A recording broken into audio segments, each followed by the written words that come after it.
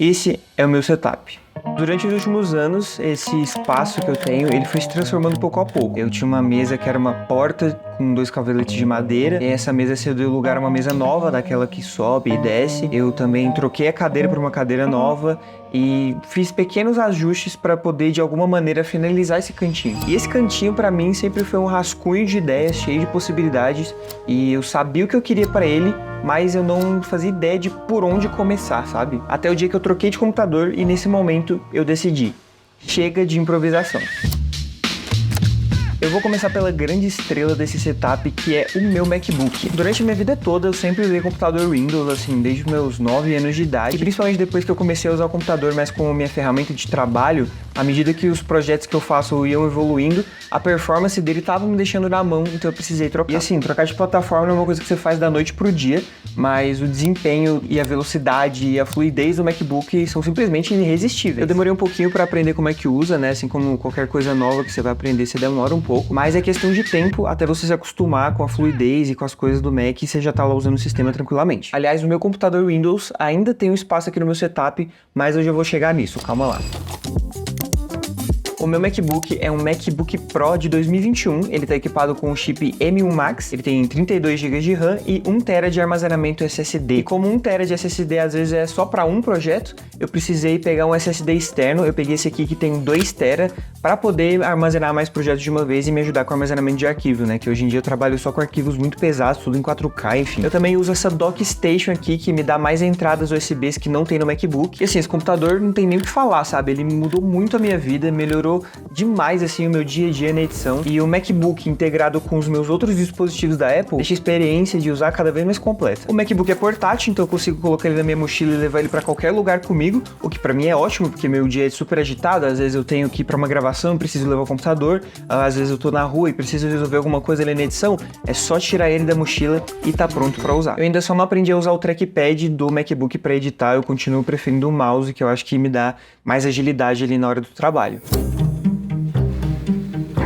E um dos principais pontos desse setup para mim é que eu queria que ele fosse totalmente sem fios. Então eu fui atrás de um mouse sem fio que fosse Tri-Mode. O que é esse Tri-Mode? Ele tem 3 conexões, via Bluetooth, via Wi-Fi através de um dongle USB e também via cabo. Meu mouse nos últimos anos era esse daqui. Só que um dia, no meio da edição, ele quebrou. E como meu teclado já é branco, eu pensei, eu vou pegar um mouse branco pra ficar combinando, pra ficar bonito, né? Então eu comecei uma saga na busca de um mouse branco, sem fio, que fosse Tri-Mode e que não fosse tão diferente do que eu já estava acostumado a usar.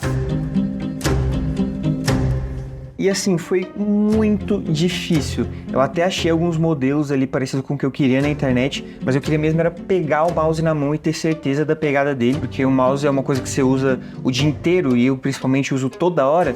Era importante para mim que a pegada fosse boa e confortável. Nesse período de busca do mouse, eu cheguei a testar outros mouses com fio, sem fio, gamer, de produtividade, só que nenhum deles chegou nesse mouse aqui.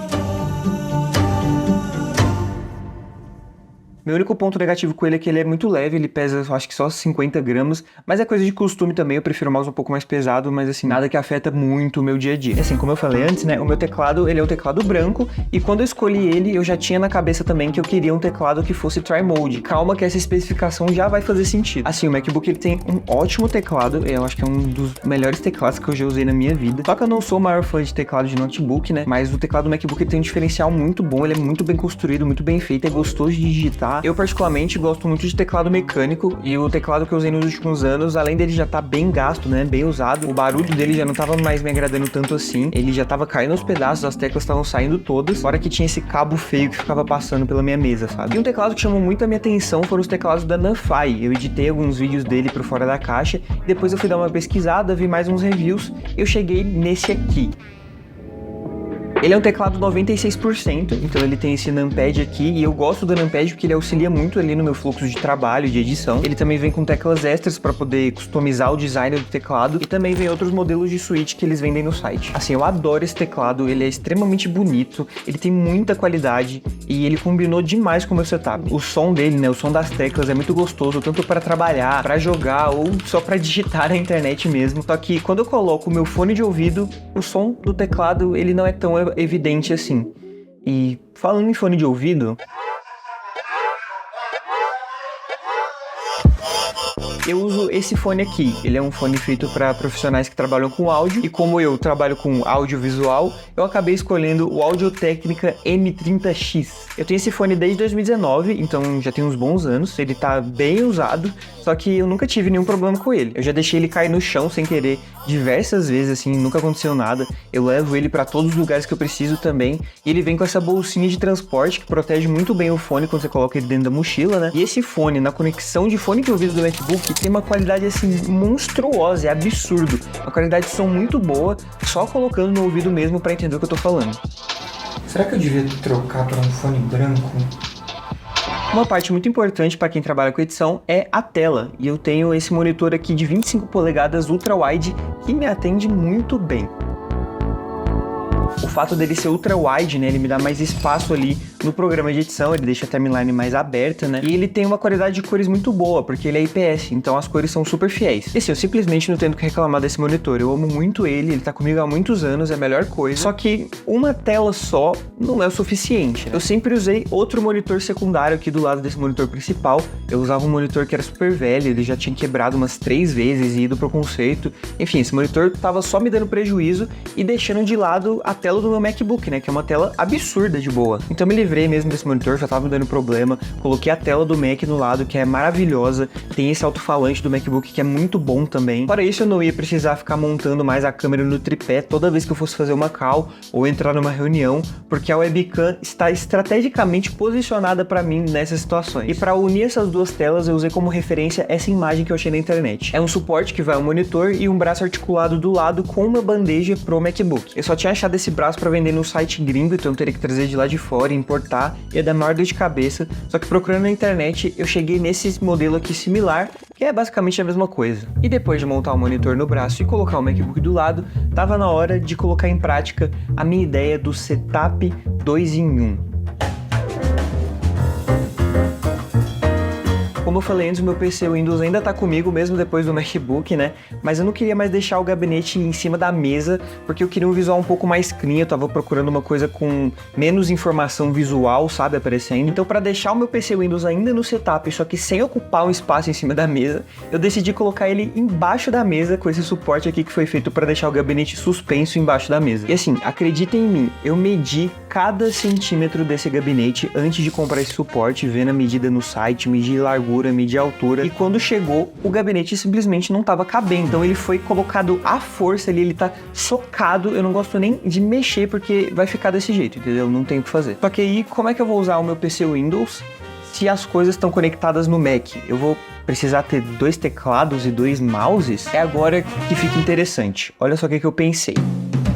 O monitor, ele tem 2 HDMI, então um vai para o MacBook e o outro vai na placa de vídeo do meu computador. O mouse tem 2 conexões, então o dongle Wi-Fi eu deixo no MacBook para ter mais agilidade ali na hora de usar, e o Bluetooth vai para conectar no Windows. No teclado é a mesma coisa, né? Ele tem um dongle que fica conectado no meu PC e eu optei por deixar ele conectado via cabo no meu Mac, porque eu descobri que teclado Bluetooth não dura tanto tempo assim a bateria. Então, para não deixar um cabo feio passando em cima da mesa, eu peguei esse cabo branco coiled aqui, que é super esteticamente bonito, enfim. Então assim, eu tô lá editando um vídeo e aí eu quero jogar o melhor jogo já criado no mundo. É só eu trocar a saída HDMI do monitor, vir aqui embaixo no mouse e trocar a conexão dele, e vir aqui atrás no teclado e mudar o layout para Windows. E é isso, agora todos os meus periféricos que estavam trabalhando comigo no MacBook, agora estão jogando comigo no Windows. E caso eu precise voltar para o MacBook para fazer alguma coisa, é só inverter o processo. Assim eu fiz um setup, que não é só um, é um setup 2 em 1, que me permite transitar entre esses 2 sistemas sem perder o meu ritmo. Como todo setup é funcional, a organização ela é fundamental. Então eu corri para debaixo da mesa para poder organizar os cabos nessa calha aqui. Com uma baita gambiarra, com muito velcro, muita fita 3M, um monte de cabo enrolado um no outro, tudo para deixar essa parte visual sem nenhum cabo aparente. E aí o meu setup 2 em 1 tá pronto, mas aí eu queria dar uma cara única para ele. Eu gosto muito de plantas, então no meu setup não seria diferente. Eu fui atrás de umas plantas aí e eu acabei encontrando essa aqui, que sinceramente eu não me lembro o nome, para ficar em cima da minha mesa. E essa planta grandona aqui que vai ficar no canto, nesse canto da sala, que ficou vazio por muitos anos. E eu sempre quis ter uma planta grandona ali e agora ela tá preenchendo esse espaço. Eu também coloquei esse mini abajur aqui para ter uma iluminação na minha mesa. Coloquei do lado o carregador por indução para poder carregar fone, celular, essas coisas de um jeito fácil. Instalei o braço articulado do microfone, né? Coloquei um mount para câmera também. Configurei todas as luzes para ter várias ambientações diferentes. E é isso. Tá pronto o meu cantinho.